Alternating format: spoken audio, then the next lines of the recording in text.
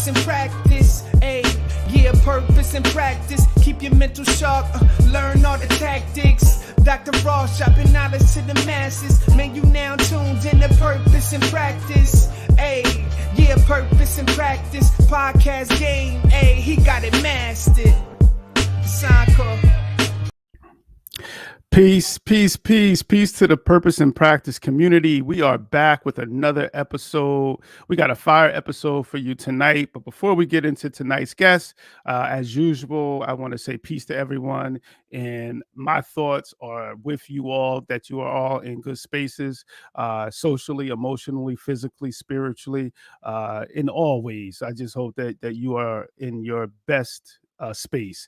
And those of you who are not, I hope that you can be surrounded by folks who can help you to reach that best space. And I think that tonight's episode, we're going to get a lot of time to talk about, being in spaces, supportive spaces, spaces of need, spaces of growth, spaces of pain, and finding out, from our guests, some strategies and some ideas of how, we can self-help, but then also how we can build strong, systems of help and systems of support around us.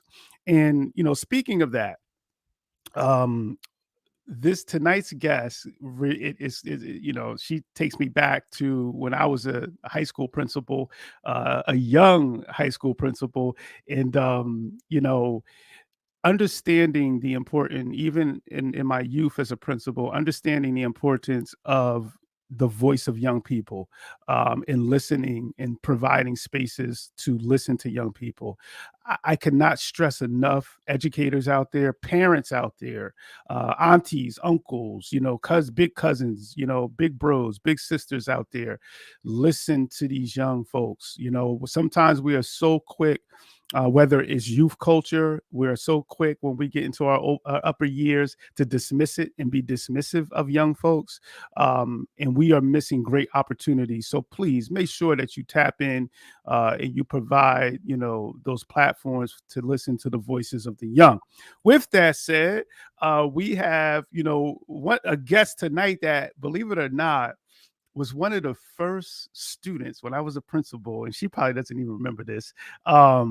You talk about chopping me up, and putting a perspective on something. And I know we're going to talk about it, but she she had a way of advocating for herself at a very young age. As a ninth grader, it was when I first met her, and I always admired that about her because she could also do it in a very respectful way.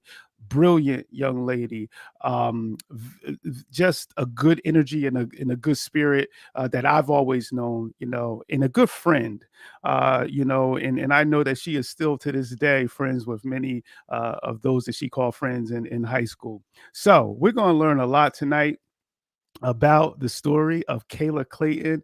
Kayla, how you feeling? Ross, I'm excited. Dr. Ross, first of all, I love saying that. I love saying that so much. But it is great to be here. I thank you for inviting me. I'm in a good space. I'm excited for this talk tonight. I'm in a super good space. I'm excited to be here. That's what's up. And we were supposed to have this. You talk about life happening. It happened for both of us because we had it scheduled three times. I think we had this episode scheduled 3 times.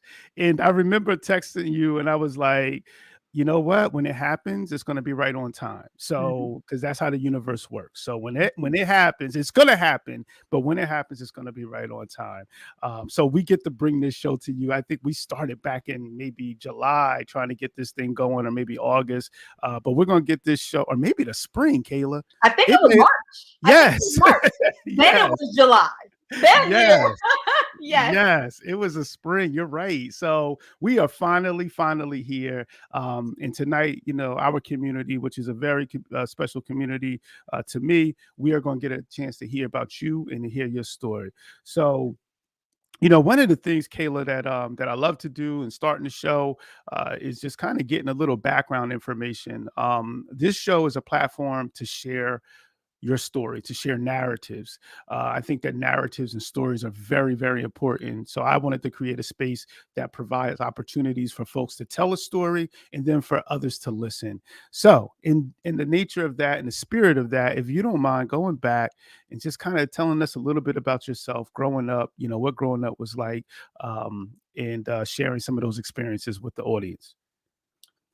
So, growing up, if I could like describe it in one word, it would probably be like unconventional. Mm, That would probably be the word I use. I got diagnosed with type 1 diabetes when I was 3 years old. So if you can imagine how hard mm, it is giving a 3 year old needles every day, like that's outrageous, right? Um, and I was raised by my grandma and my aunt. My mother and father were both in my life, of course. Just not in the way that most people's parents are. mm, So, my family was, I considered them a village. Like, everybody had their hands, my aunts, my uncles, my grandma. They were always really important to me. It was always really exciting for me to get together with even extended family. We did a lot of parties, we did a lot of socializing. That's why I'm such a social butterfly. I enjoy people, I enjoy talking. It was something that was embedded really, really young. So these things are still important to me. I still advocate for the idea of community, right? Because mm. there's no one person that's going to be able to do a perfect job. It doesn't exist in raising a child, and just raising anyone in general, right? Like it takes a Facts. village, and I believe that because I learned that from my upbringing, and I appreciate that. So.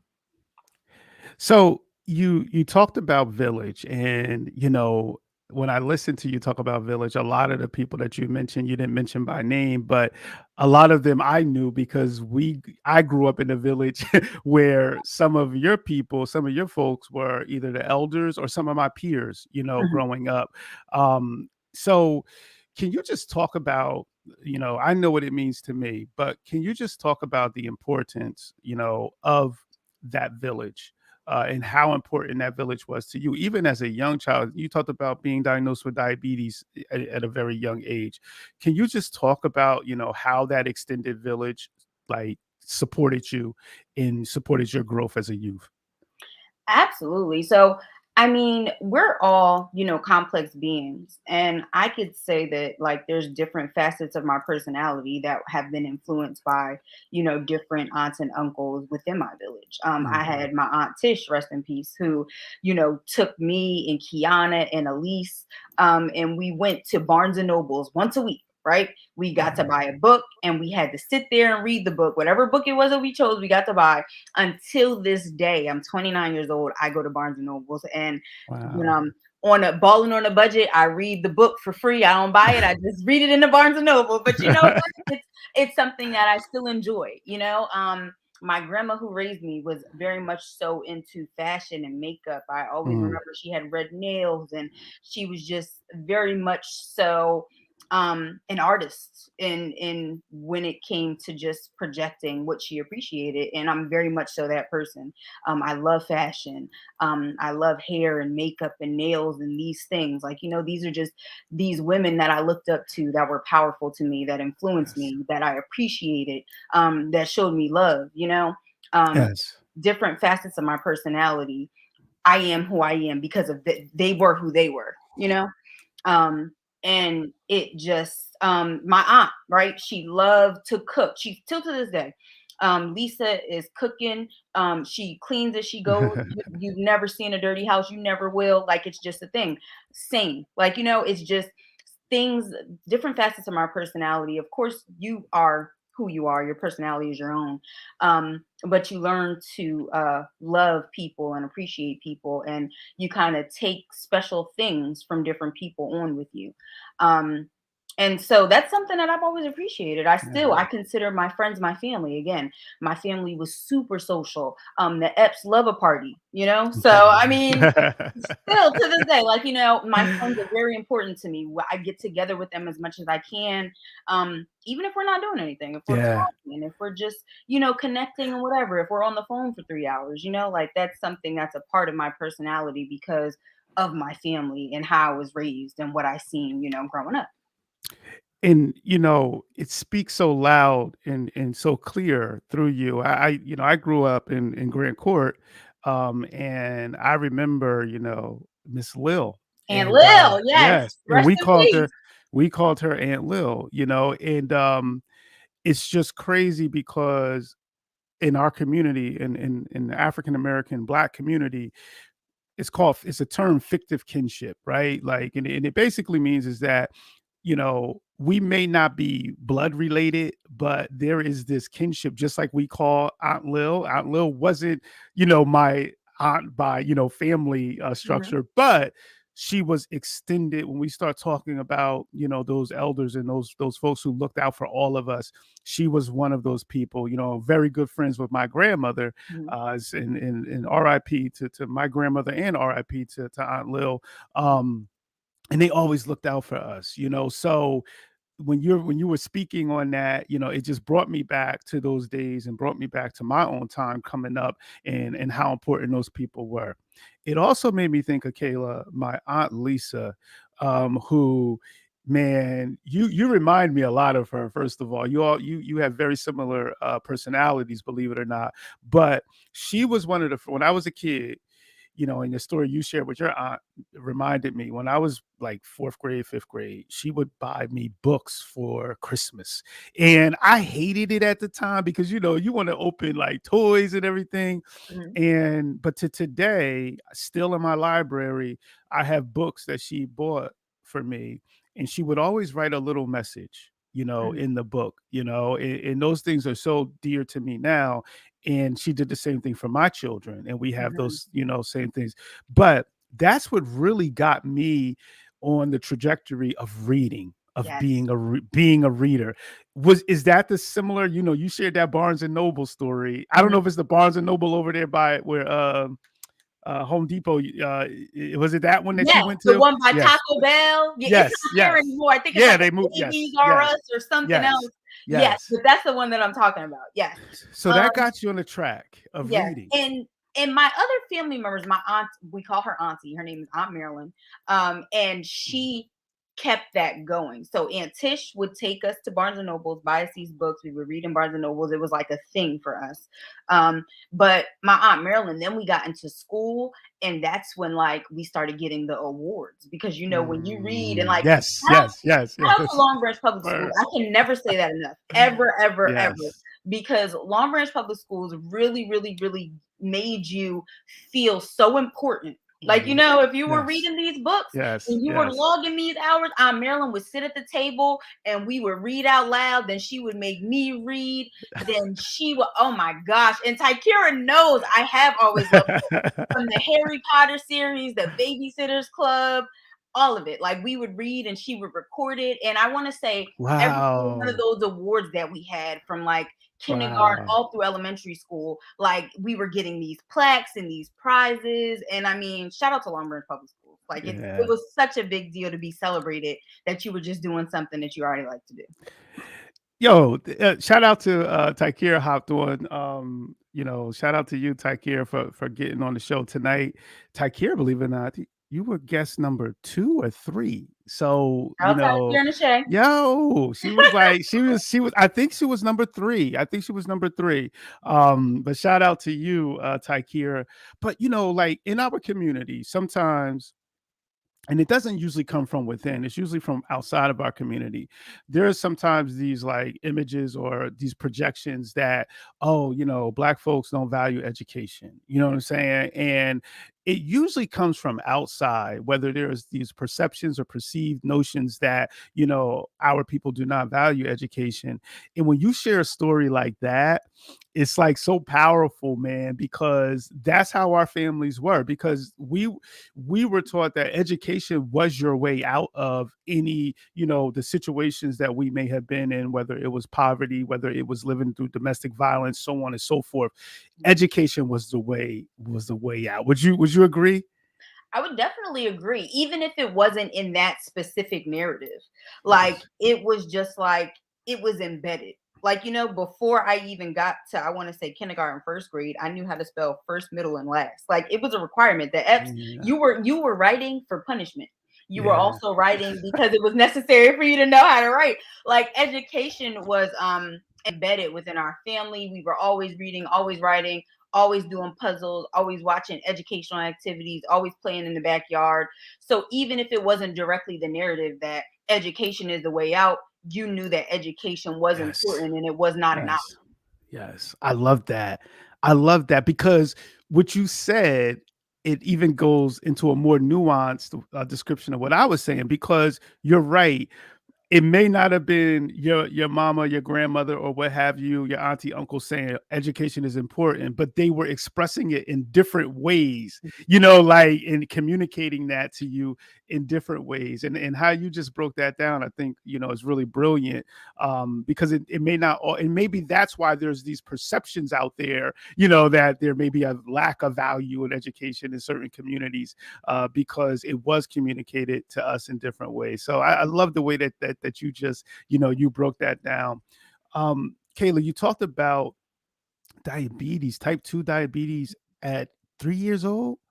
Type 1, type 1. So Type juvenile 1. diabetes. Yeah, my pancreas does not make any insulin at all. Wow. Wow. So 3 years old. And I don't know how much you can recollect of your Mhm. experiences as a young lady going through that. As a kid, rather, Mhm. how far back can you go back in terms of knowing that you were dealing with a challenge such as this? So I actually, unfortunately, your mind can kind of recall traumatic events. So I actually remember there was like Mm, a seizure that I had. I had a seizure. I remember my grandmother having like this yelling fit. She didn't know what happened.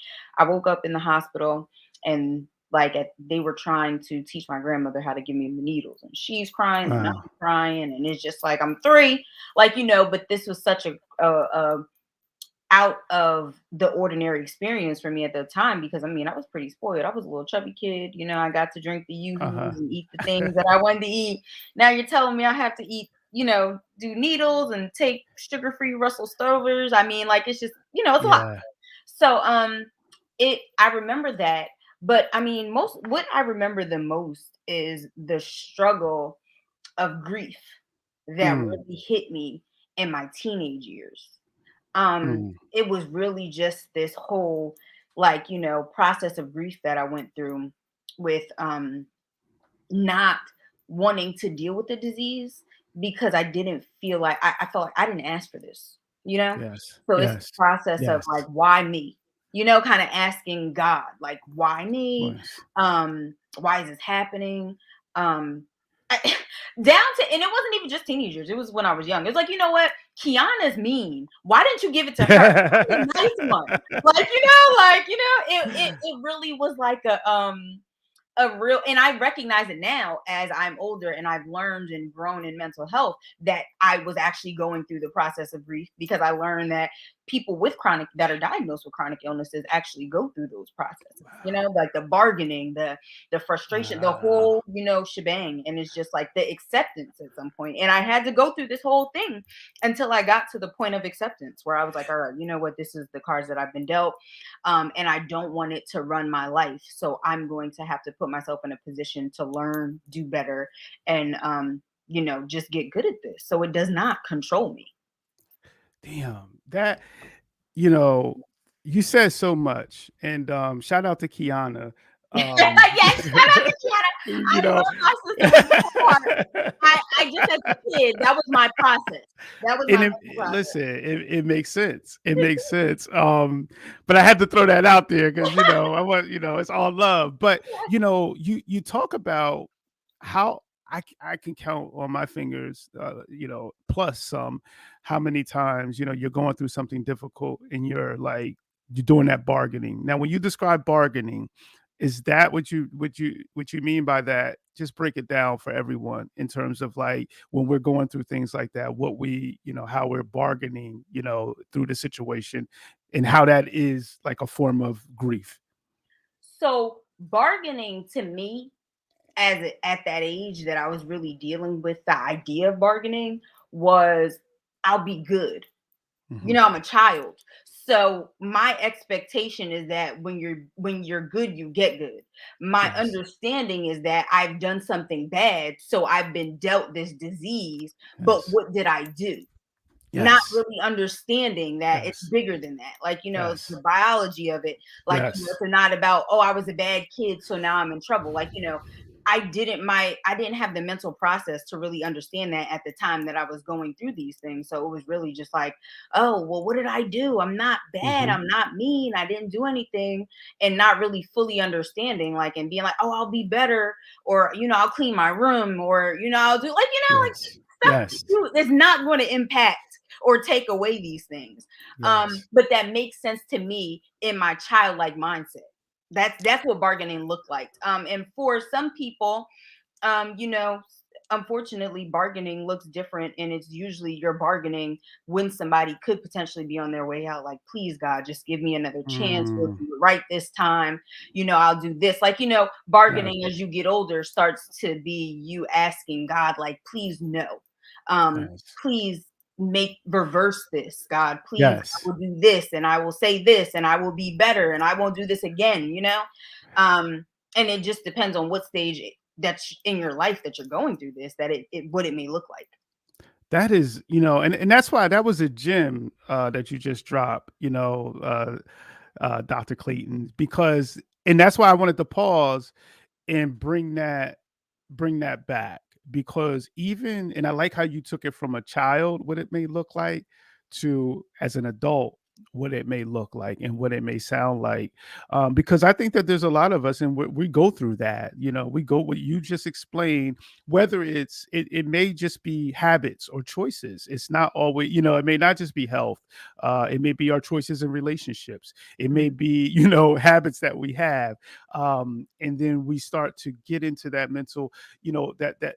So, did you feel, going back to as a child and understanding that grief piece, when do you think that came? Was that like during middle grades, that you really look back and like, yo, I was really, or were you still going through that grieving process? I don't think I stopped that grieving process until I was in college, maybe even a couple years out of college. Mm, Like, I started that. I mean, at a very, very young age, because at this point, like, the grieving process, I'm giving you like real thoughts. Like, I'm giving you verbatim mhm, things that I was mhm. thinking. So, like, at that stage, mentally, I'm really thinking like, oh God, I'll clean my room. Hopefully, if you take this diabetes away, because I don't want it anymore. Like, I don't want to do Yes, this. I'm yes. I'm so sorry that I was bad, and I please take this away. So I gotta say about maybe like 8, 9 that I'm starting to have these active thoughts about this, to Mm, maybe like a couple years out of high school where I'm like, I'm gonna do better. Like, I can't allow wow. this disease to run my life. In high school, I was absolutely terrible. I mean, the process was detrimental to my health. I was rebelling in its most toxic form, Mm, because I just was done. I was like, yeah, I didn't ask for this, and now I don't care. I was at that stage. Like, I didn't ask for this. I'm not going to deal with it. It is what it is.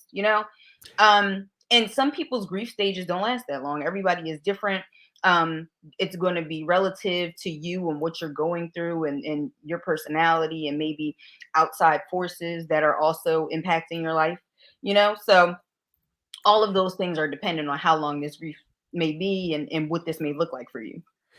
and, I love that, because in that, I think there's also a process where we have this guilt, and we start really taking ourselves through this this this maze of like, I'm guilty now. Like, I did this to me. Mhm. And you talked about, you specifically spoke about high school, and how you were doing pretty much, it was self-harm in a way. You know what I mean? Like, you know, if and that's it's funny, because when I started off the show and I was like, I remember you chopped me up one day, and like I said, you may not even recall this, but it had to do with your diabetes. It had to do with me, and I'll never forget. It was like a morning, and you were coming up.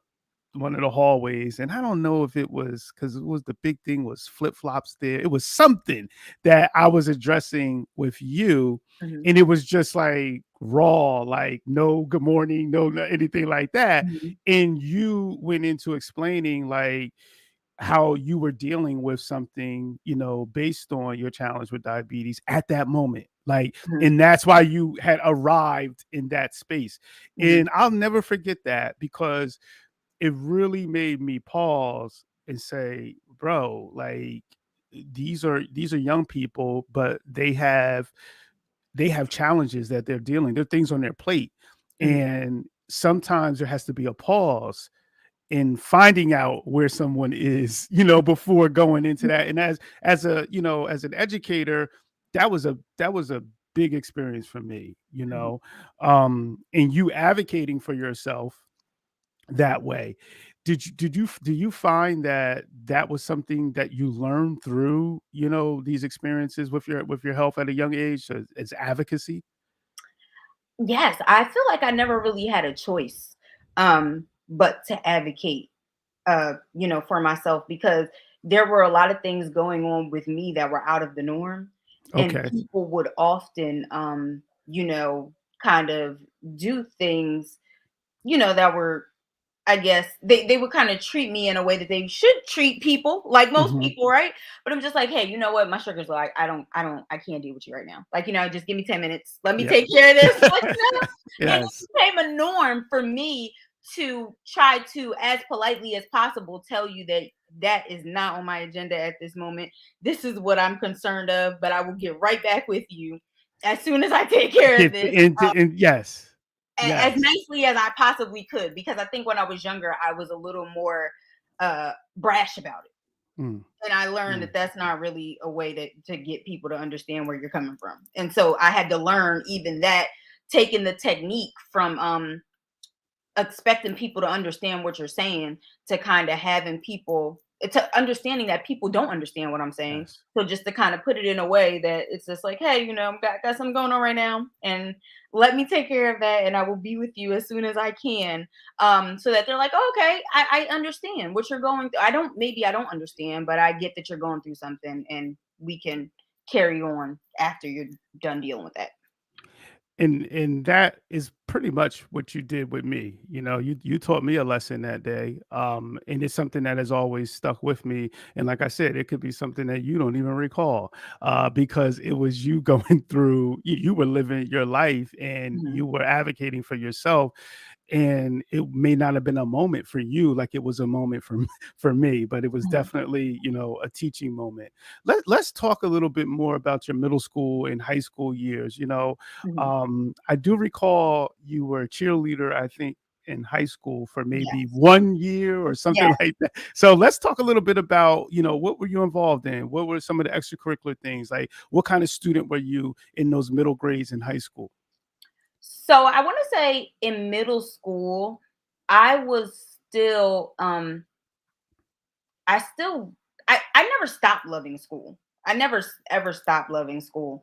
In middle school, I was super super excited. I had incredible teachers. Again, Mm, I shout out Long Branch Public Schools as much as I can because you guys were so influential in my life and so many other people's lives. And it facts. really is education. I feel like it's the net that catches people. Mhm. Like you guys are the next layer of support in our Yes. community.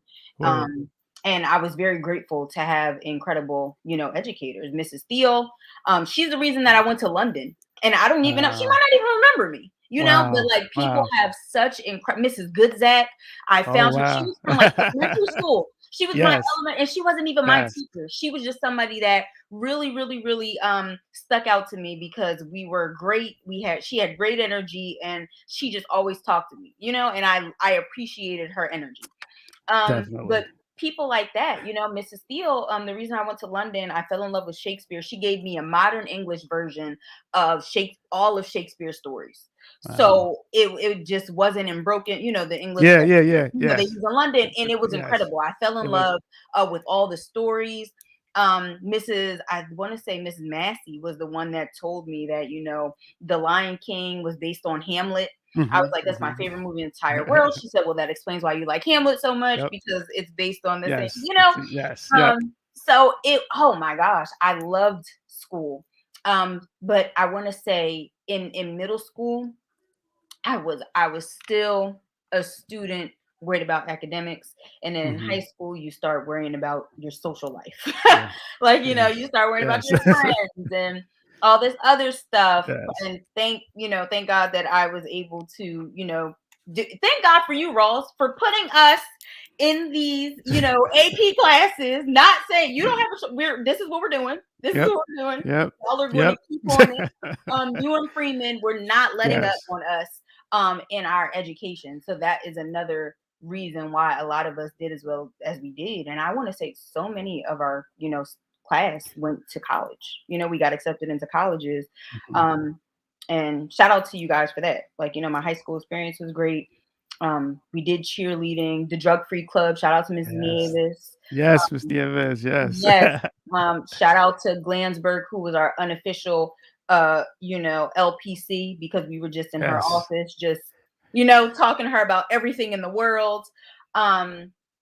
But you guys really, really cared, and that made such a difference in my high school experience, I will say. And I brag on you guys all of the time. Every chance that I get, I can't relate to anybody who says like, "Oh, I didn't like high school." No, I loved high school. I had an incredible time.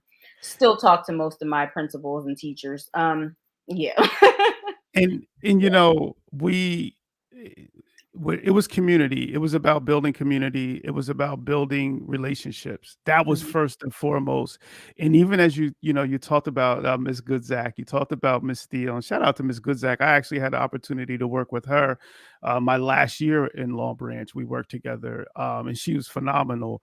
Absolutely. Phenomenal. You talked about Mr. Freeman. A huge shout out to Mr. Freeman, Mhm. Miss Glansberg, Miss Nieves, because what we were trying to do was wrap our arms around you all, and just kind of speaking future into you.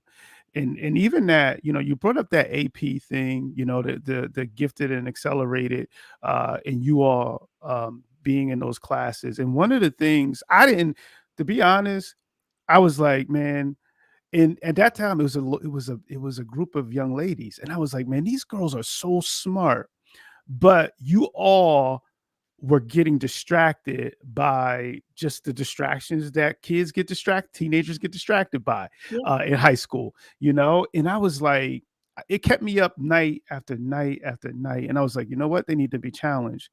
And real talk, when I did that, there were a lot, even teachers, there were a lot of teachers who were like, why are they getting this opportunity? Mhm.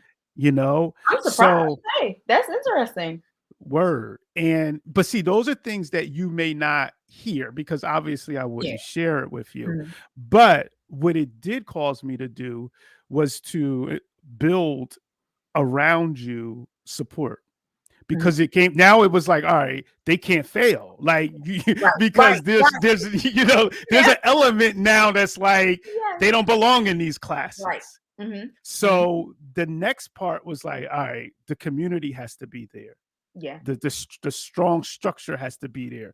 The meetings, the talks in the office have to happen. You Yes. talked about a Miss Glansberg. Those things now need to be in place, because if they're not, in these young ladies and young men, they meet challenges and then they give up, or they begin to fulfill some of the thoughts of the adults who thought they couldn't be there. So you get into those classes and y'all thrive. You all you because you're brilliant. You're brilliant. So can you just talk even to the point of the AP, even point to the point of being in, accelerated classes in high school?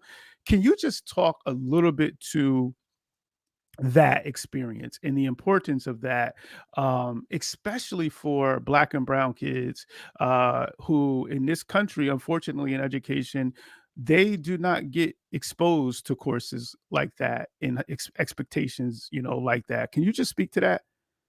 Yes. So the element that was there for us, and nobody ever said it. I want to say our students were supported, right? The people in Hmm. these AP classes are the people who've always been in the gifted programs. Like, Yes. you have the gifted kids, and then you Yes. have, mainstream education, and so that was interesting element. And we had like, a couple of black and brown kids. So shout out to DJ Hamlin, shout out to Mike, Yes. like, Yes. like the people who Yes. were really in these classes, like for most of our education, and who are also our friends, so True. it wasn't hard because we had that community too. There was, they were welcoming, they were willing to help if we had, any issues. Our teachers, shout out to Mr. Littman. I talk about Mr. Littman Yes. all of Yes. the Yes. time because he uplifted us. He told us like it was. He would not, like, there was no hold on what he would, like, what are you doing? You're out in the hallway running your mouth when you're supposed to be in In class. Like, class. he did not care. And Miss Massey, like, there were so many people, but it was not an easy transition. You Hmm. kind of come from doing work that you could do, and I don't want to say our work was ever like super easy, but like you said, like, if you're not being as challenged as you could be, Yes. then it's like, then you start being mistalkative or being out in the hallway in class, and just doing other things. And I've even learned that as an educator myself with my kids, like, if they don't feel challenged, that's when the behaviors come in. That's when Word. the issues come into your classroom. So it's just like making sure that you're keeping everybody abreast of what they're supposed to be doing. But it was definitely hard. I remember in calculus, I had to have Mikey and Fee help me a lot because Wow. I was like, oh, I'm not getting this. So having that community of friends, Yes. just friends in Yes. the classroom was important too. And I think we would have a different experience if people were pushing us out. If, like, we didn't have the social Hmm. community, because Hmm. like, people want to act like this is not a thing, but social community in high school is such a big deal. It's so important. Yes. You friends Yes. are important, building relationships, social relationships are important. So to kind of have that in place, along with, you pulling us out to talk if we're not doing what we're supposed to be doing, Freeman pulling us into the Hmm. office, hey, what's going on here? Or even with an I'm proud of you, I seen your Yes. midterm grades, Yes. and keep Yes. it up. I'm very proud of you. That recognition is like unmatched, and it allows you to keep going, just to have that affirmation from you all. And you touched on that community piece and that social piece. You called it social piece, which I think is a good word for it, because a lot of times what we as adults, especially in schools, sometimes we look negatively upon social groups and social, Mhm. peer groups and things of that nature. Although for that age group, that is the most influential group in that child's or teenager's life is peer group. Absolutely. So the key is not to destroy that, but to build it, Absolutely. and I think that because when I think of you, I think of your social group. I think Mhm. of the friends that you had, and you rattled off so many names, and I'm like, wow, there's no wonder that you can succeed because you have this social group. So parents who are listening, educators who are listening, a few things. But first, Kayla talked about social groups, peer groups, whatever we want to call them. Know your child's social groups. Know the groups that they're in.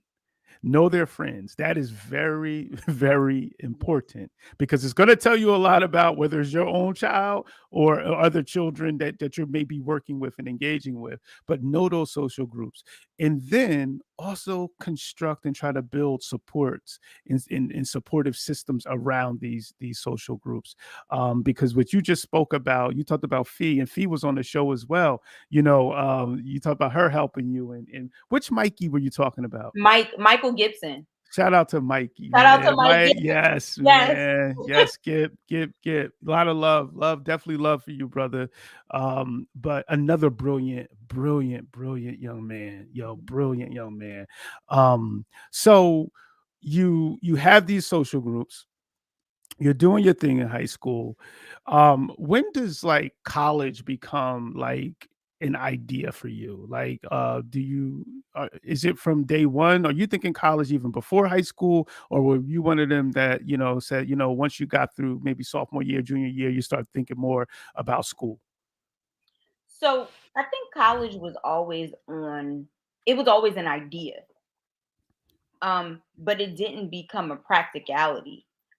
Because if it was a practicality coming into high school, there are so many things I would have done different in Mm, terms of mm, clubs and mm. grades and different achievements. And, if I knew a little bit more about financial aid, like it would have been something that I would have hit the ground running about as soon as I hit the door, you know? So it Right. was always an idea, but never really an idea that I knew how to make tangible, you know? And so then you start getting to, it becomes real when you start getting into the time of PSATs.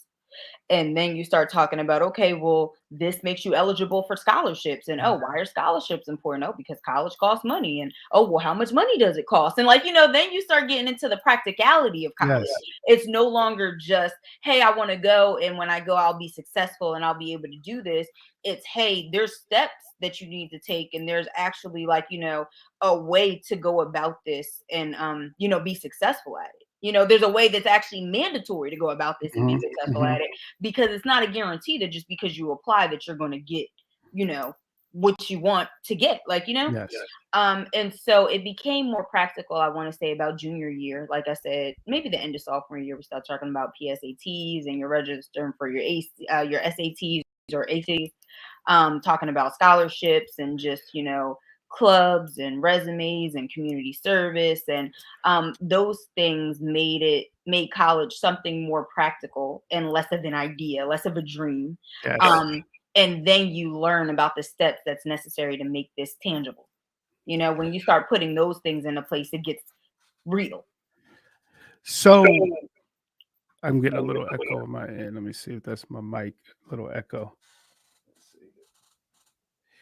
So basically you begin to understand when you start talking about practicality, you start talking about like, all right, what are all of the ingredients that need to go into me setting myself up to be a college student or to be college bound. You talked about clubs, you talked about financial aid, you talked about certain courses, that you need to take and things that you need to be ready for. What do you think from your high school experience prepared you most for going off to not only college, let's make it even bigger, to adulthood, like to going off to like post high school into being a young adult? I would say college our counselors were really, really, really important. So shout out to Ms. Weggert. Mhm. She was Another really good one. Yes. helpful. She was very helpful in, teaching us about like scholarships and financial aid and applying to places, and looking at the GPA requirements, Mm. the club requirements. She was really helpful at making sure you were a successful applicant.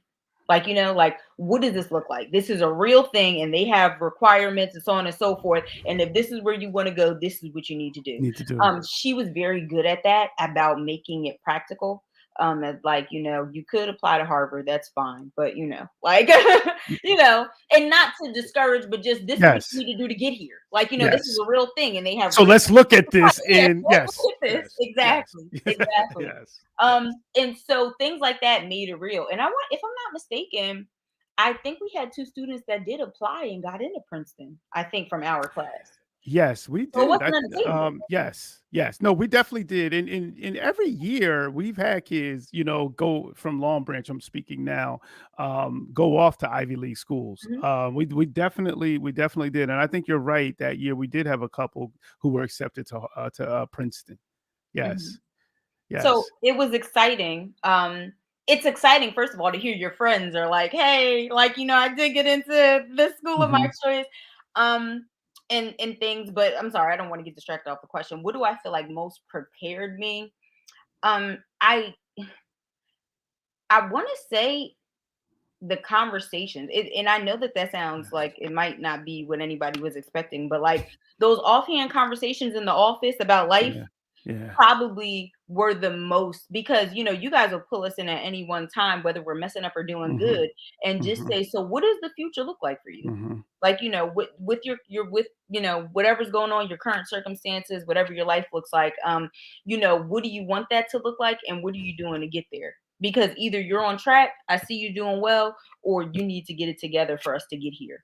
And those things make you think. Like, you think about that long after that conversation is done. Like, you go back and you start to think, like, what, I didn't go to Yes. geometry last week, and I really do need to get my GPA up and get Yes. it together with Mr. Mute. So, Yes. maybe we need to think about that. Like, so those offhand conversations, I feel like, were probably some of the most, and because they were also honest. They Mm, were never, like, mm, I'm just going to tell you what you want. No, we're going to tell you the mhm, truth based on life experience and what mhm, you need to know. mhm. Um, and I think that those were probably the most influential in preparing me, at least for life, and to think critically about what next steps were going to be for me. And I'm happy that you brought that up because I think educators need to hear that too, Kayla, because we sometimes as a teachers, we become so focused on our content that we're teaching and we forget to have those meaningful human conversations. And we forget how much those things stick with young people as they grow older. And I always thought it was important to build that into everything that I did as an educator, because I really think, like you just said, the real education, a lot of it happens on the outside. It doesn't happen at the center of that classroom. Very seldom do you hear a young person say, "Oh, I remember the lesson, where we learned, how to do inverse operation." Like, you don't hear that, but you hear, "I remember when I was struggling with something and we talked." Whether it was one of your math teachers or science or social studies or your principal, and we talked through that. Those are the things that usually even connect young people to learning. When people Absolutely. think, because it's like, oh, they care, Hmm. like that begins to happen. They care. So I think it's important that you said that, and I know you said that. I know that's probably what people aren't expecting to hear, but Right. I think that that's the real though. I think that is it. That is the thing. That is sometimes the most important, are those conversations that help us get through. So you go through high school. Um, what is the transition from high school to post graduation look like for you? Can you just take us through that next phase of your life? I always, when I talk to young people, I say, listen, perhaps the most important 8 years of your life are your 4 years of high school and then the 4 years that follow. I truly believe that a lot of your life, your adult life, can be shaped in those 8 years. So Hmm. can you talk to us a little bit about what I call those second four, when you're coming out of high school in that transition, post high school graduation. Yes. So, but before that, but just before I forget this, Ross, I want to say this. And I have been in multiple trainings as, Hmm. a teacher. And there's this one TED talk that this lady does. She is a teacher, and she says that you can't learn from somebody that you don't like. Yes. Um, and like, they should shout that from the rooftops in teacher training, Word. because it's a thing. Like, the teachers that we really liked and resonated with would have offhand conversations, just Yes. as people, like, Yes. and it's just like, wow, you care. Like, you were so right. You Yep. can't get Yep. it better than to understand that you care outside of me just being your teacher and I'm doing my job. You want to see me do well, you care about me, and I actually like you. I'm going to come to your class, and I'm going to be willing to listen to you, and I'm going to be willing to learn. That is like an Word. invaluable relationship that you can have with your students. So for anybody to not understand that your students do have to like you to learn, I do understand. I'm not saying be a pushover or anything like that, but your students do have to, like, at least get along with you to be able to really have the best kind of learning environment. Um, Agreed. moving on, right? The next four. So the next four were incredible. College, best time of my life. Um, It was a hard transition, I'll say, though, from, because you're on your own. So I'm Hmm. in another state with no family, nobody essentially, that I know personally. And I'm learning from the ground up how to be an Mm. adult.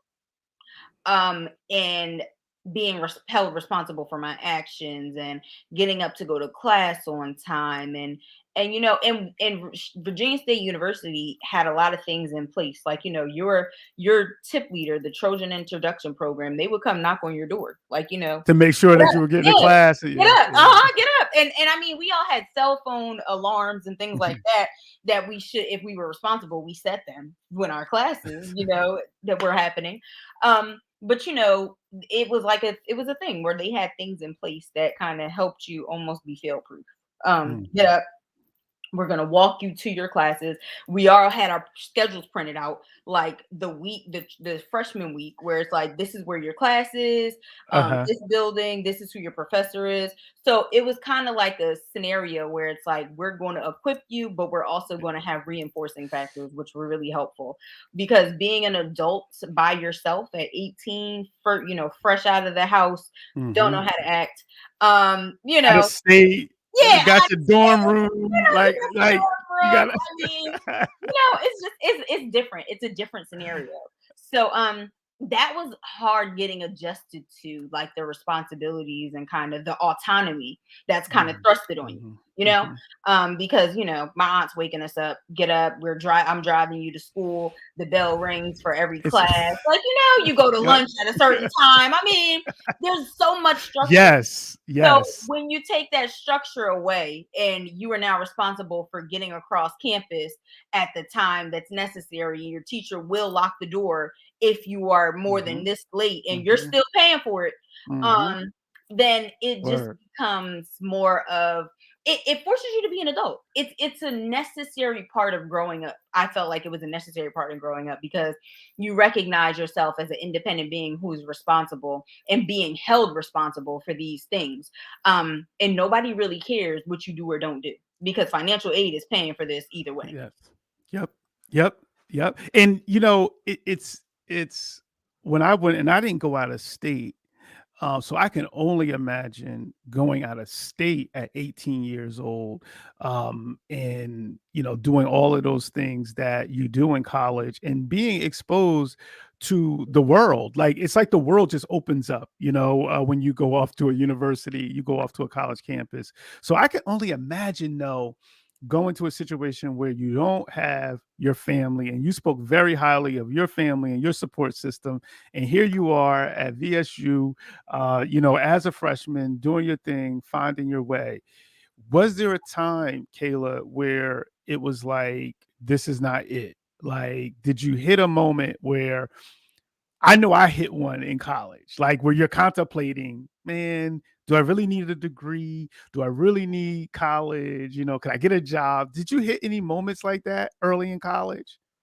No, let me tell you, this was my last year of at home. I was bickering with my aunt. I was Uh-huh. bickering with my aunt. So it made it like, I want to do, like, you get that I'm grown and I want to Yep. do my Yep. own thing, Yep. thing. Yep. So that influence made me say, I'm not going back home. That Gotcha. alone, that alone Yep. Yep. was, and I might have had an idea of, like, oh, college is annoying. And Yeah. I Yeah. also had to play the tug of war with, my heart is at home still. Mhm. Like, you Mhm. have all of your best friends that you've known Yes. your whole entire life. Yes. Maybe you had a little teenage romance. Yep. Like, Yep. it's just everything that you've known your whole entire life up until this point is still in it, like 4 hours away.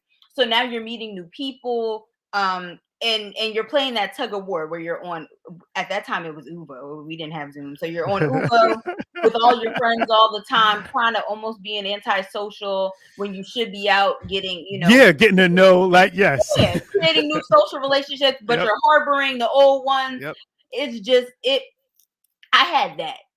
That's what I had. It wasn't like, I'm not going to go to college, and Mhm. because there was also like this fear of, well, what am I going to do in Longbridge? Yeah. Like, you know, if Yeah. I do go home, Yeah. what am I going to do? Like, I want to live this lavish lifestyle. Yeah. So, like, where am I going to work and what am I going to be able to do that's also going to afford me that? I always attach college to, like, you know, success or Hmm. being Hmm. financially stable. And that's, I think, something that I always, you know, strive for in my future. I'm like, I want to be rich. You got to go to Yeah. college to do Yeah. that. So it Yeah. was just Yeah. that So as it well. was so it was baked into you that, like, listen, I ain't going nowhere Yeah. for various reasons, and I'm that way too. I'll build things in my head, like, and I said this last week. I was on an episode, and I was like, I'll create like adversaries in my head, like, oh, I got to prove this person wrong, or I got to prove that person wrong, or Mhm. I can't fail because if I fail, this person is going to be happy I failed. Yes. Even if people don't feel that, even, Mhm. I just create that because it motivate for some reason. I don't know. I've been motivated all my life by that. Mhm. So that's good to hear, though. You definitely was better than me. Um, you definitely was better than me because I was I like, mean, this is college not was a it. struggle though. I mean, anybody that went to college knows it is a struggle. I text Glanzy plenty of times, like, I'm stressed out. This biology class is Mhm. stressful. I got this test. I failed this test. I'm not doing well in this class. So it happens. It's really like college will test your ability to be resilient, because it's bigger than book smarts. Like, you Mhm. know, like you kind of got to Mhm. be able to hustle. That'll bring college will bring the hustler out of you, True. because you got to find out, you know, how maybe you're going to pay your bills if you have your own apartment or you're by yourself and you don't have support. If you have health things going on like me, you kind of have to find Yes. your own footing with doctors and how you're Yes. going to take care of yourself somewhere Yes. else. You just kind of really have to learn when financial aid is playing with you, that they always do. You Mhm. know, you got to figure out how Those you're going to pay for this. trips to the bursar's You know, office. trips to Equitar and the Bursars, and who are you going to talk to? Are you really a people Yes. person? So Yes, you know, because that's important. Kayla, that what you just said is so important. You college students who are going out there to colleges, or whatever type of schooling you may be going on to after high school. But I say even in high school, like, I got to know the registrar secretary. I got to know the bursars, the financial aid secretary. And that helped me so much in mhm, developing relationships, even with those people. Would you mhm. agree? Like, being able to have conversation and stuff. Ross, until this day. So Karan, oh my gosh. So Karan, my cousin Karan, you know Karan here. Yeah, shout out to Karan. He just Shout out finished. to He just Karan. graduated. Yeah, shout Yes. out to Karan. Yes, Yes, so yes, he's graduating yes, from Virginia State University. yes. And because I am a people person and made friends with financial aid and Mhm. housing, I was a RA. Like, there was so many pots that I had my hands in at VSU.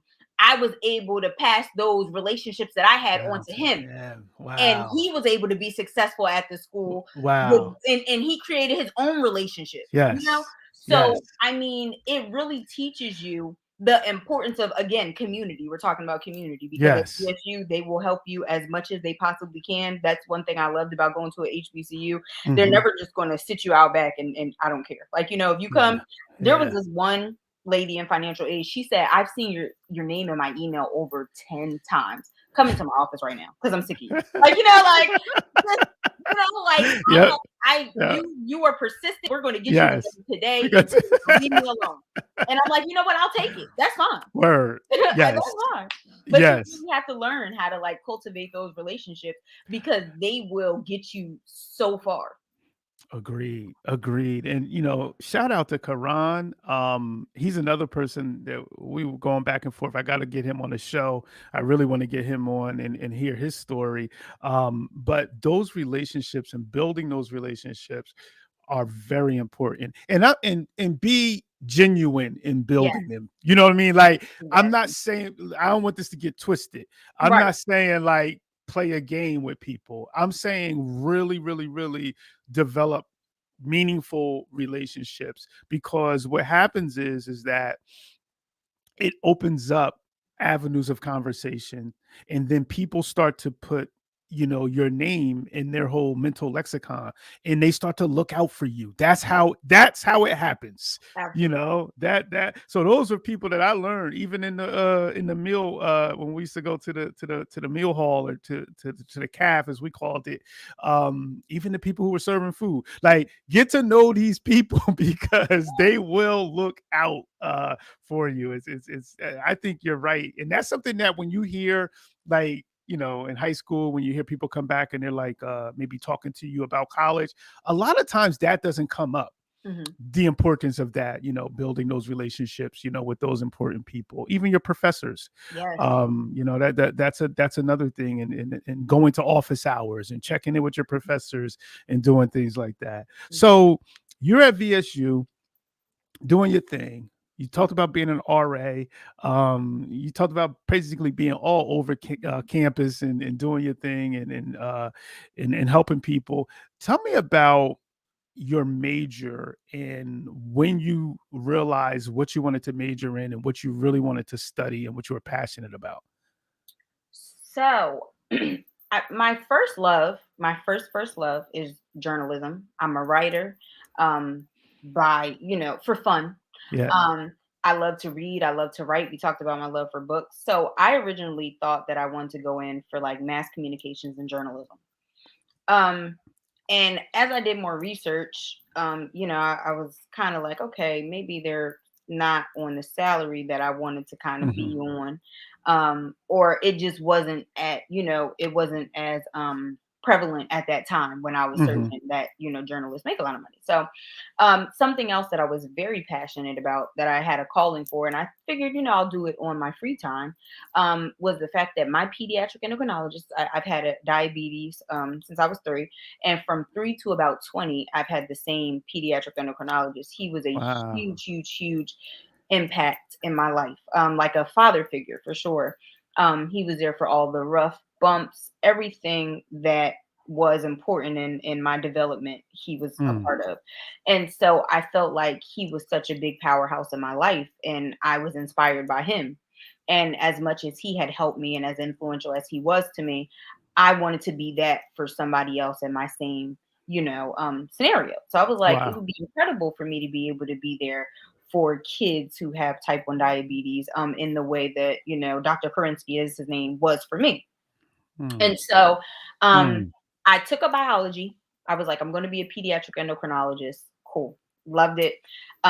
Did not like biology. So then we talk about, what you said, Ross. You're like, man, do I really need to do this? Like, Yep. and it wasn't even a matter of like not doing school, but it was a matter of this major is stressing me out. How bad Yes. am I doing? You know?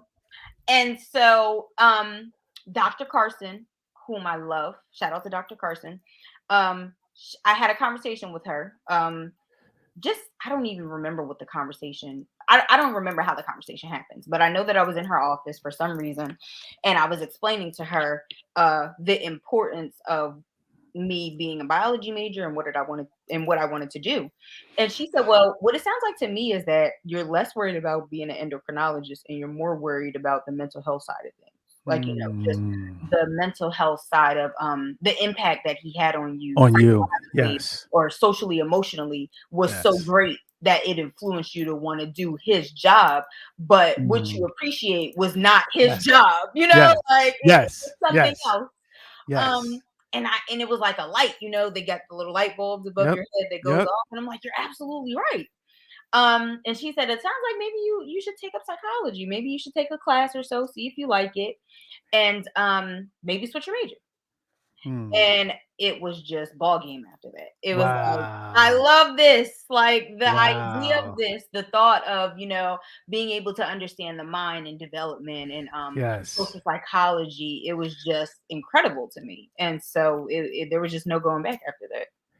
Yo, that's so powerful, man. In count now, Dr. Carson, Mhm. that was your counselor? She was a counselor? Actually, no, she had nothing to do. I don't know why I was in Dr. Carson's office at the moment. Wow. She's just somebody that I have always actually I just seen her. What's Monday? I went to go see her on Monday. I was back at VSU. And I went to go see her and we just chopped it up. She's now the chair person, if I'm not mistaken, of my department, which is Mm. incredible. A role so well deserved because she's incredible at what she does. And we were talking, and I told her that story. I think I tell her that story pretty often. And she's like, you know what's funny? I do not remember that. But it's just like you were saying with the story Just about me, like, yes, yes, and it's just yes, so funny because you're just being you, you're just doing your own thing, yes, living your life, telling somebody what the truth, like, what the truth yes. is, Yep. and you never know how it's going to impact them. And Dr. Carson was a professor in the psychology department at the time. Okay. He taught 2 classes, and you had to pass her class in order to graduate. Like, Okay. she was the only person that taught those classes, history, systems, and test and measurements, and you had to pass those 2 classes in order to graduate. So, So everybody was stressed. It's a few of those classes at every university, and mhm. everybody's stressed out about this. Yes. And Carson is not. She is a tough cookie. She has expectations. Yep. You have a syllabus test. Yep. Like, you have a Yep. test on the syllabus. Have On you this reviewed thing. this syllabus? Do you know what's on the syllabus? What are my office hours? What is my office number? Yeah. Like, these are like, Wow. she's Wow. not, she does not play. And she will tell you that from the very beginning. Do not come in my class thinking that you're going to psych. This is not the class for that. Like, so I respect it. And that never changed, because as hard as she was, she didn't cut me any slack just because we had like a personal relationship. Like, and I respected that too, because she is good at what she does. And that never affected my relationship with her at all. I was never like, oh my gosh, I hate that she's giving me a hard time, Yeah. And that goes back though, Kayla, about, you talked about expectations earlier. And that was one of the things, and there were, just like, in all of you, Tykira, Jaleesa, all of you can say there were times where you may have hated my guts, and there were times where we may not have talked for a week because there may have been some honest feedback shared with you that you really didn't appreciate at the time. So, but I think that you got to put that out there, because sometimes people can take it as it's all just this, everything is just great, everything is always perfect in these relationships, but it's not. Just like, I'm sure with Dr. Carson, as you explained, there was a high expectation that she had for you all. Yes. Absolutely. Yes. And honestly, I feel like with you, it was the same for you and Freeman, because the expectation is actually a little bit higher when you have those personal relationships with people, because it's just like, do not come in here playing with me. Like, better. And this is the expectation. I know what you're capable of. So don't come in my classroom or come into my office acting like I don't know what you're capable of. Yes. So, I think that that's important. And the fact that she was able to, that's brilliant. That's the brilliance of some people, man. She was able to listen to you. She was engaged enough in that conversation to be able to go in and discern what you really were passionate about from your relationship with your doctor, and then say, this is what you may want to take a look at. And then it changes your life. Yeah. And I will tell that story until the end of my days, because it was so influential in my decision to pursue something that I'm completely passionate about, that I will never stop learning about. Like, even if I decided tomorrow, hey, you know what, I don't want to be a psychologist, I would never stop studying the field of psychology and pursuing it in that way. Like, and to know that conversation had put me on the trajectory to like, wow. That's powerful. And I want to talk a little bit about that, Kayla, because, I follow your social media. Definitely, check out, what is at Dr. This is your Twitter, right? At So Dr. Clayton. That's my personal Instagram. I have another Instagram, a community page. Like, I talk about community. It's called at Her Rough Drafts. Where I post a lot about all holistic health things. So they might be, physical health, mental health, spirituality, friendships, relationships, just all things kind of encompassing a millennial woman, And Okay. honestly, most millennial people in general. But I really wanted to dedicate it because as a millennial woman, these are just things that come up in my life. And as I'm learning through them and growing through them, I like to put the information out there for other people to digest because we're all kind of on different paths, but we kind of face the same struggles at a point in time. So I would True. kind of like to be a resource if I can. And what is that? It's at Her Rough Draft Yes, at Her Rough Drafts. with an S. Is it? Yeah, actually, I'm going Okay. to change my name right now, and I'm going to put it in there. If I Okay. can I'm do it. also. I'm gonna put it up on. I'm gonna put it up on. Here we can put it here too.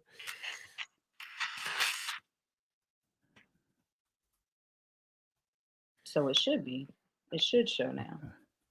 Yep, at Her Rough Drafts. Yep, perfect. And that's on. That's IG, right? Yep, that's on All Instagram. right. Cool. All right. I want to get that on here. I'm gonna put that. I'm gonna add that on as a banner too. Perfect. That's it there. Yep. hmm So it's not like the at, it's just Her Yeah. Rough Yeah. Drafts. Yeah. Yeah. I know better than that. It's okay. I I just know didn't better want them than to type that. in the wrong thing. No, and that's why, yeah, because when I'm just saying it, because this is me trying to. There it is.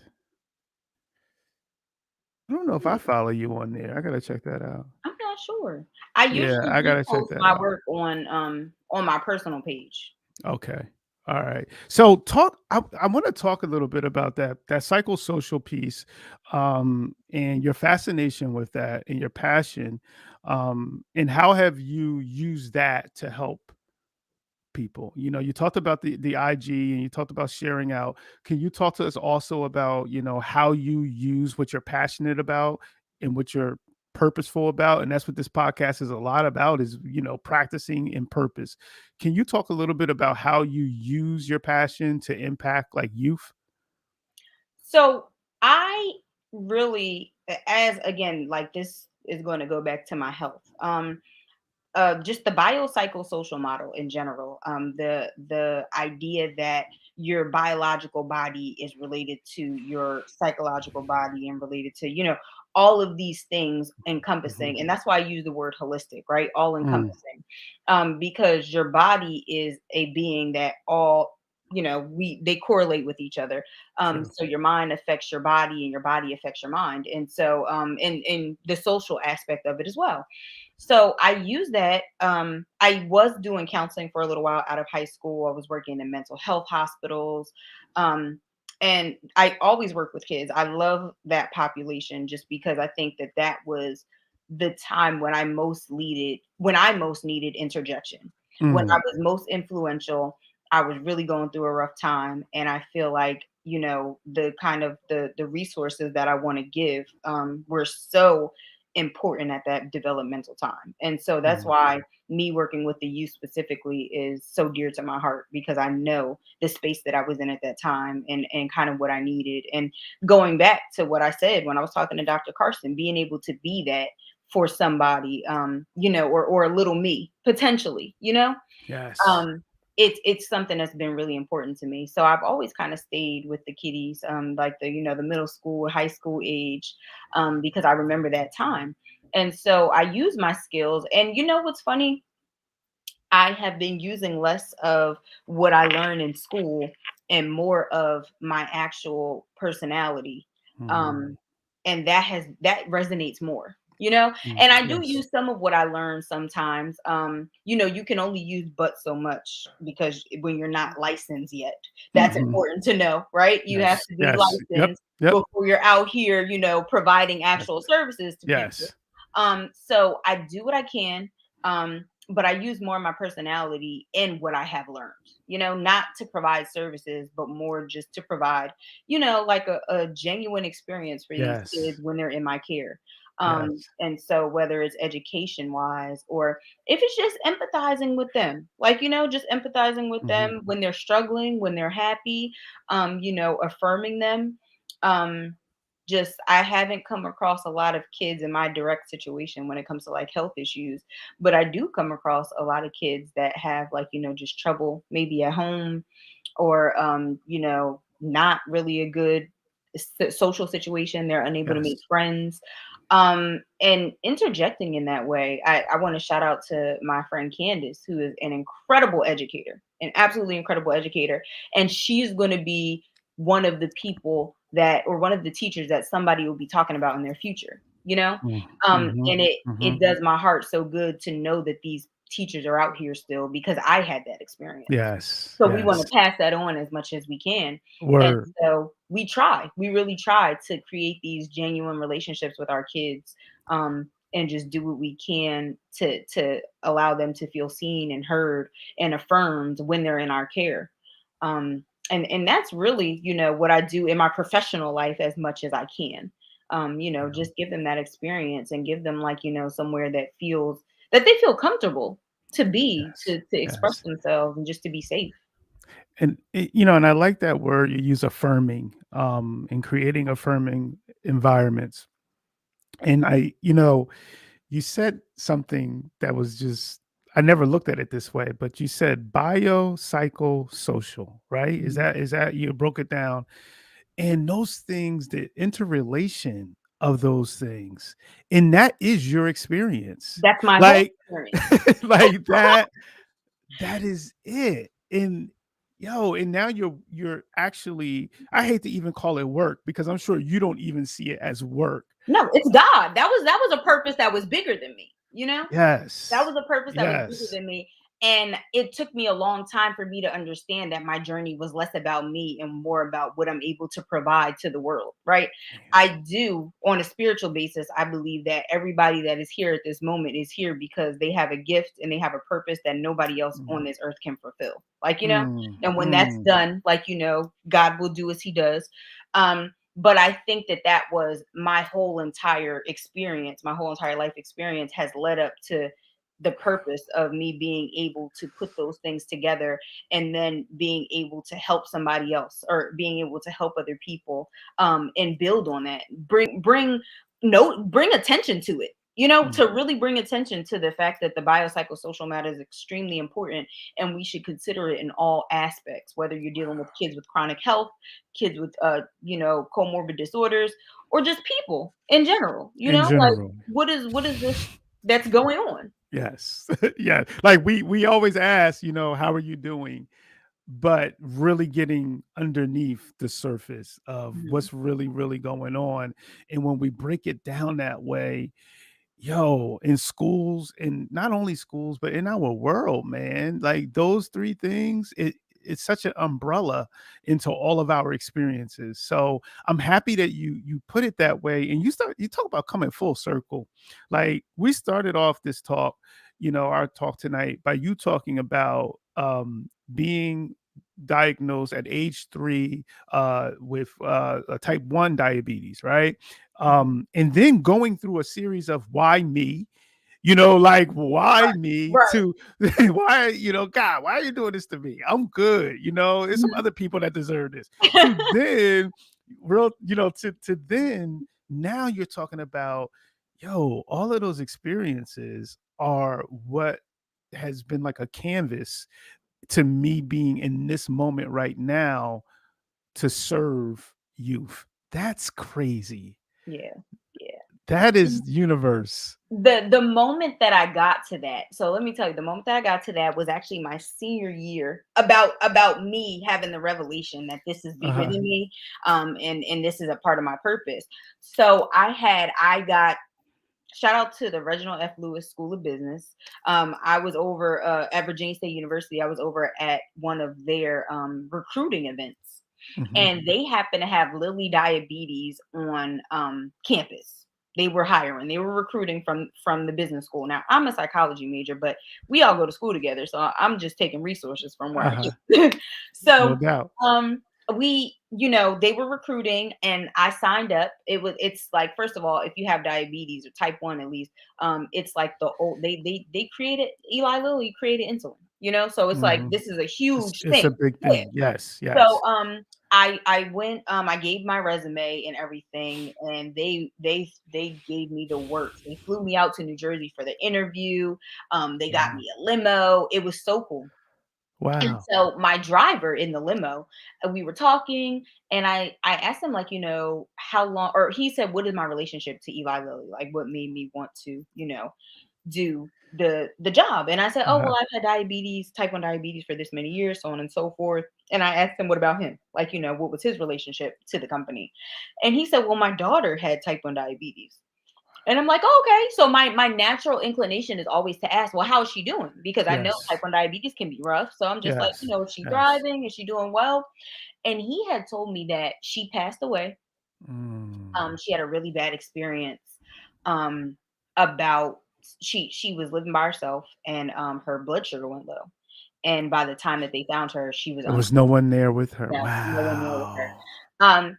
And he was telling me that he wished that, when he was, and he told me that she struggled, like, emotionally with the Mhm. diabetes. Like, she was like, she didn't take care of herself, so on and so forth.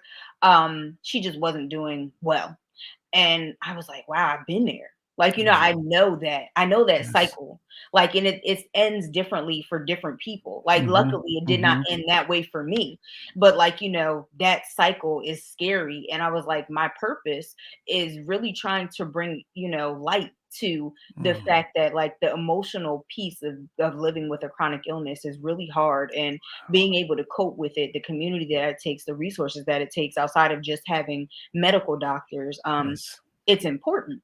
And that's when it dawned on me, like, okay, God, got it. Wow. Like, got it, Wow. got it. I Wow. understand that this is bigger than me. This my life is not just about me. And it really hit me that day. And I didn't get the job, and that's fine, because I think I might have been there for that moment. It might That have just been that yes. one moment. Yes. And a lot of there's a few things that I want to just touch on. The first thing is that what you just said, that moment is what I needed. I didn't need that job. Right. Like it wasn't the energy of that moment is what I needed. Hmm. The other thing is so and I don't want to speed past that. So when you have opportunities, try not to think about the end result. Try not to think about even when you're going on an interview, right? A lot of times you go to the interview, ultimately you want to get the job, right? When I go into an interview, it's more like, you know what? I want to enjoy this experience, and I want to have an experience where these folks get to learn about me and the things that I believe in, but then I also get to learn about a little bit, Yeah. to be in that moment. Hmm. And I don't think about, are they going to pick me? Hmm. Because when we our minds automatically want to go to that. So I'm saying that to say, if on that drive, if you were just so locked in on the interview, Hmm. you would have missed that message from the Yes. universe. Yes. You would have Absolutely. missed it. Absolutely. In Kayla, there's so many of us, so many people out there who are on the earth and who are trying and are constantly saying, what is it that I want to do? What am I here for? What is my purpose? Hmm. And you said, you believe everybody who walks this earth has a purpose and has a thing that they can do that no one else can That do. no one else can do. That Absolutely. it's just I'm inspired by how you put that together, and then also how you created the space in your mind to hear that message at that moment when you could have been distracted by the quote unquote bigger picture of interviewing for Mhm. such a prestigious opportunity. So if you can, and I know we're running short on time, but if you can just talk to us a little bit about some ways you stay kind of grounded in the moment, and in more of a meditative state of where you are ultra aware, like, because I get a sense that you're always trying to be in that space of awareness. Can you just talk a little bit about why that's important to you, and how you go about like staying in that moment? I'm it's intentional, but almost unintentional. Mm, It's like I'm always listening, and certain things resonate with me. Like like how you're like, wow, like when you get those messages, they yes. just hit you. And I don't run away from them. I never run away from them. In any moment, I'm going to be like, wow. And I'm going to even let you know, like, this is how that message has Yes. impacted me. Um, because I want people to understand sometimes, like, like it, like what you're saying, like your message and how it resonated with me. It's powerful. I want you to Yes. know that. I want you to feel that with me. Like, Yes. and I can't say there's anything that I do intentionally. Like, it's just kind of a state that I'm always in. I'm always kind of listening out, or when things hit my spirit, like, I am absolutely going to let you know. I'm absolutely going to meditate on those things. Sometimes I write them down. Sometimes I repeat them. I feel like I've repeated plenty of things that y'all have said to us. Yeah. Yes. I Yes. repeat them back to other people until this day. That's over 10 years ago at this point. Yes. That we've had some of those conversations. And so I'm also a words of affirmation person. So words don't leave me Mm. quickly. That's something that's very important to me, the things that people say, and they resonate with me in different ways. Like, it's not something like not having conversations and then it's just out. I really do ponder and try to be intentional about, like, the things I say, and the things that I hear and the feedback that I give. And so I Mm. cannot tell you, I can't honestly say that there's something that I do intentionally that you know But you did say it. You did say it though. You said it. You believe it or not, because it's not like step one, step two, step three. Mhm. But you talked about listening, and you talked about once you listen and once you get a word and once you feel something in your spirit, letting that person know that you felt that. Like Yeah. that alone is keeping you, in a moment. And as I'm listening to you tonight, like there's so many moments that just to me are inspiring. They just speak life, and I'm just so happy that we had this opportunity, because I really feel like there are some gems that you dropped tonight that I think can help a lot of folks who are listening, listening in. You start talking about a powerhouse, like your story, Kayla, it's a story. You got a narrative, man. I think we all have narratives, Yes. we do, but I really enjoyed it. I really enjoyed hearing it. One of the things that I would love to hear from you, and you've dropped a lot tonight, but if you can, we ask all guests, like, if you could go back to your high school self, Mhm. and if you can give your high school self some advice, what advice would it be and why? If I can go back to my high school self, I would tell her to enjoy the time that you have with people.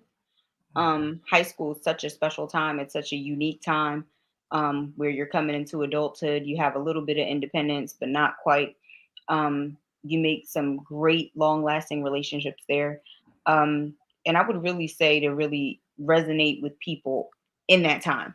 Mm. Like I said, I still talk to most of y'all, like you, Mr. Yes, Freeman, yes, Glanzy, most of my friends, like, yes. very, very special people for a very, very special time in my life. That's irreplaceable. Mhm. I learned some really valuable lessons. I met some incredible people. And like, some lessons I even learned throughout life, like, some, like, or that I've carried throughout life in high school. So I would definitely say enjoy the time that you have. Time is fleeting, you know, things do happen, and so enjoy that time. Because we rush to grow up, and Mhm. adulthood is hard. No um, cap, no cap. I would say take your grades seriously. If you are in high school, I think that a lot of times we get caught up in things, and you don't really understand the importance of your GPA. I tell my students that now, Mr. It's I'm money, telling you, it's money, it's it's money. money. Yep, Grades equal yeah, money. yes, Financial aid is yes, going to reward yes, you if they see yes, that you have been responsible. You yes, get more money and you don't want to yes. be in debt for the rest of your life. Like, True. that is literally like something that's intangible that I could say they should teach a class on that. Eighth grade summer, there should Yes, be a mandatory course on how to keep your GPA up yes. and what Yep, grades amount to in financial aid. yep, Like, there should and be yes, on that. and with those D's, and what Yes. a D does to your average, and the Yes. F does to, because when you Yes. start seeing what a D and an F does to your average, you may never It's like having bad credit. It's Yeah. like, yo, you get that in freshman year, a F or Yes. even a D. Yes. Because the D is basically an F. Yes, that's going to take you 2 years of A's, Yes. B's to get, to get out of that F. So you're right. I think that I think that it would be a good course to teach, because it is fine. It's financial. It does come down to it equals money. Yeah, it Equals does. money. It equals It money. does.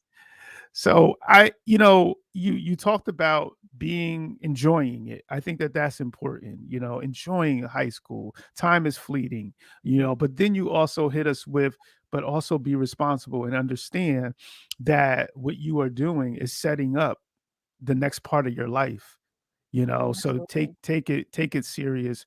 Um, Before we hop off tonight, is there anything else that you want to share? Anything that you would like to say in closing?